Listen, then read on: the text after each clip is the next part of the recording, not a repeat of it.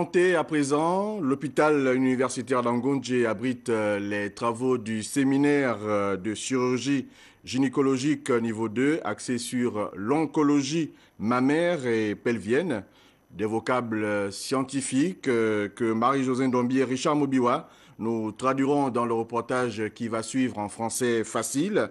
La cérémonie d'ouverture était présidée par le ministre délégué de la Santé, Alice Bikissa Nembe. Reportage.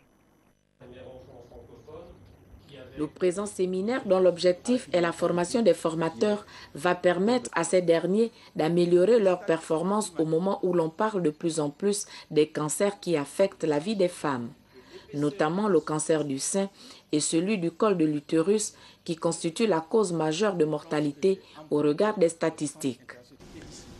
En 2008, rien qu'en Afrique, 71 000 femmes au moins ont développé cette maladie et plus de 62 000 en sont mortes.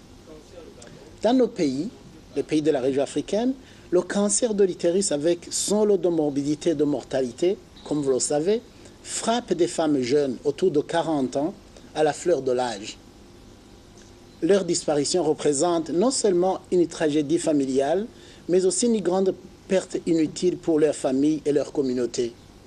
Cette perte est évitable parce qu'il existe aujourd'hui des preuves irréfutables que le cancer du col est l'un des types de cancers les plus faciles à prévenir et à traiter à condition qu'il soit détecté suffisamment tôt et traité correctement.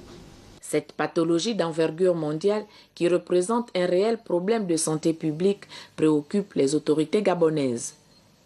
C'est fort de cela que le gouvernement de la République, sous l'impulsion du président de la République, chef de l'État, Son Excellence Ali Bongo Ondimba, a initié plusieurs actions. Nous avons fait de la réduction de la mortalité maternelle et infantile une priorité sanitaire nationale. Ainsi, le ministère de la Santé procède depuis plusieurs années à des campagnes de dépistage précoce des cancers, notamment celui du col de l'utérus. Aussi, le ministère de la Santé ne peut que se réjouir de ces apports scientifiques et techniques au bénéfice des différents acteurs de soins et souhaite que de tels échanges se pérennisent pour l'amélioration de notre système de santé. Pour sa part, la CNAMGS opte pour la mise en place d'une plateforme nationale de lutte contre les cancers dans notre pays.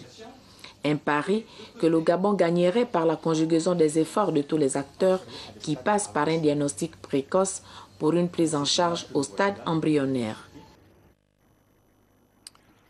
Nous vous l'annoncions en titre, célébration aujourd'hui à travers le monde de la journée du tourisme. Énergie durable, propulser le développement durable, c'est le thème retenu par la communauté internationale. Au Gabon, la conférence de presse animée par le ministère de tutelle a constitué le point d'orgue de cet événement. Biwaou Mikala, Yvette Okosa, compte rendu. Les manifestations qui ont marqué la commémoration de la Journée mondiale du tourisme figuraient la conférence débat portant sur le thème choisi « Tourisme et énergie durable, propulser le développement durable », ayant des implications directes avec le tourisme dans toutes ses composantes. Un lien qui a été décortiqué de fond en comble par le conférencier. À l'échelle même des entreprises, c'est-à-dire des hôtels, il faut comprendre que ces hôtels-là font face à la facture énergétique qui peut être importante et qui peut obérer leurs bénéfices. Donc ces entreprises doivent rechercher des économies. Et de reconnaître que plusieurs goulots d'étranglement, tels que les tarifs pratiqués au niveau des transports, d'hébergement, des services, comme la délivraison des visas, qui font en sorte que ces secteurs ne soient pas encore visibles par le commun des mortels. Le compte satellite nous a permis de constater, nous sommes heureux d'ailleurs de cela, que notre administration, notre industrie se porte bien. Et non seulement notre industrie se porte bien, parce que nous savons, nous pouvons le confirmer, que nous avons engrangé dans notre économie 218 milliards en 2009. Nous avons eu 90 000 touristes qui ont visité notre pays. Nous avons plus de 106% de PNB, ce qui fait en sorte que notre secteur devient aussi important que les autres filières. Je vais citer par exemple la filière bois. La Direction générale du tourisme, au terme de cette cérémonie, a récompensé les opérateurs économiques qui l'accompagnent pour la promotion du secteur ainsi que les médias, dont Gabon Télévision. C'est quelques brèves de l'étranger pour la suite du journal. La Guinée équatoriale attaque la France devant la Cour internationale de justice pour violation du droit international. Malabo accuse Paris d'avoir bafoué dans l'affaire des biens mal acquis l'immunité de dignitaires équato-guinéens et de locaux diplomatiques. La requête déposée récemment devant donc la Cour internationale de justice basée à La Haye vise à faire cesser les poursuites engagées par la justice française. Julius Malema a été officiellement inculpé de blanchiment d'argent en Afrique du Sud. L'ex-président de la branche jeunesse du Congrès national africain ANC, expulsé du parti au pouvoir il y a 6 mois, comparaissait devant un tribunal de Polokwane, capitale donc de la province de Limpopo, dans le nord de l'Afrique du Sud. Julius Malema a été laissé libre moyennant une caution de 10 000 rounds, soit un peu plus de 650 000 francs CFA. L'audience a été ajournée au 30 novembre prochain. On fait un retour au Gabon pour parler de politique avec le Parti démocratique gabonais en ordre de bataille dans le 4e arrondissement de Libreville. Les responsables politiques de cette formation viennent donc de procéder au renouvellement des structures de base. Les installations se sont déroulées en présence du membre du bureau politique élu du siège, Alexandre Barreau-Chambrier. Martial Chibinda, image Juste Jenna. Ce sont les 2 fédérations, les 8 sections et la 50aine de comités de base évoluant au premier siège du 4e arrondissement qui ont ainsi été renouvelés en présence du secrétaire d'arrondissement Alain Nyambo Kaka selon les consignes du secrétariat exécutif du Parti démocratique gabonais. Aussitôt fait, sont suivies les installations au terrain de basket d'Awenje en présence des responsables politiques parmi lesquels l'élu du coin, Alexandre Barreau-Chambrier. Nous avons dans le renouvellement des structures de base, tenu compte de la performance. C'est très important. À tous les niveaux, nous devons nous évaluer en permanence. Une performance qui a porté la camarade Mori Hortense Boukandou à la tête de la Fédération A et le camarade Gelaz Mbumba, responsable de la Fédération B. Nous ne ménagerons aucun effort. Nous continuerons de nous conformer aux dispositions de nos statuts et règlements intérieurs. Les europromus ne croient pas si bien dire en installant à leur tour les secrétaires de section avec leur bureau.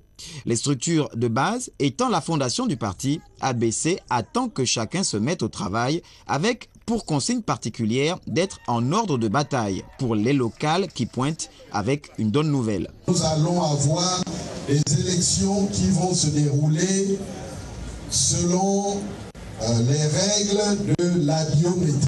Et nous devons, tous autant que nous sommes, recommencer le processus à zéro, c'est-à-dire le processus d'enrôlement. Un appel à la mobilisation, car le véritable enjeu n'est pas politique, mais social.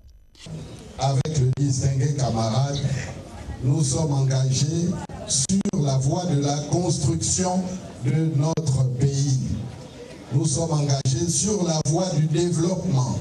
Et c'est cela qui doit primer sur les discussions politiciennes. Tout en invitant ses militants à se référer à la charte des valeurs du PDG, Barreau-Chambrier a pensé à ses éventuels adversaires en ces termes. Le PDG ici est un rouleau compresseur. Un fait corroboré par la présence remarquée entre autres du secrétaire communal Vincent de Paul Gondjou.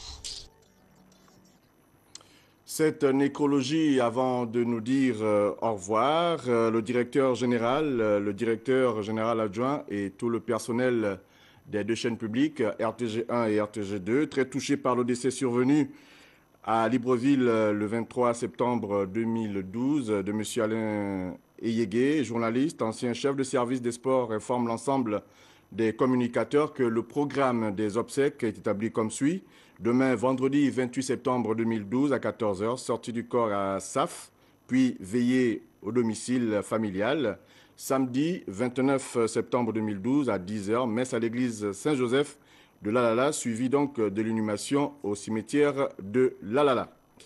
Dans vos programmes de la soirée, 5 élèves de classe de seconde, première et terminale vont débattre sur le thème portant notamment sur la République gabonaise. C'est dans le cadre de l'émission spéciale Jeunes Agora qui fait donc suite au Forum national de la jeunesse à l'initiative du chef de l'État Ali Bongo Ondimba, qui sera donc le meilleur jeune débatteur de cette deuxième session et notamment de ce deuxième thème après la nation. Vous suivrez ce soir dès 21h30 à Sendiengui sur Gabon Télévision et ses invités. Cette communication également, le président du syndicat des artistes invite tous les créateurs, artistes, toutes les corporations confondues, producteurs, éditeurs et auteurs-réalisateurs, à bien vouloir prendre une part active à l'Assemblée générale qui se tiendra demain, vendredi 28 septembre 2012, à partir de 9h précise, au studio Mandarine, Sizali-Kuala. L'ordre du jour sera à communiquer, séance tenante Dixit, cette communication. Était donc depuis lundi aux manettes et à la technique, au fou Raymond, Gabina Vincent, Mindou Gérard, Bekale Serge, Adam Ba Bibiche, Monsieur Bikoukou, Tsaka Tanguy, Abaga Ezo José, coordination donc du journal Rodney Ovono et Sono, Paulin Siaki. Lui, Paul Folquet était à la supervision. La réalisation était assurée par Emmanuel Bekui. Lia Mireille Nyangui l'assistait. Mesdames, Messieurs, merci d'avoir regardé le journal. Demain 20h, retrouvez Rodrigue Tessa Mwanga. Je vous dis à très bientôt sur Gabon Télévision.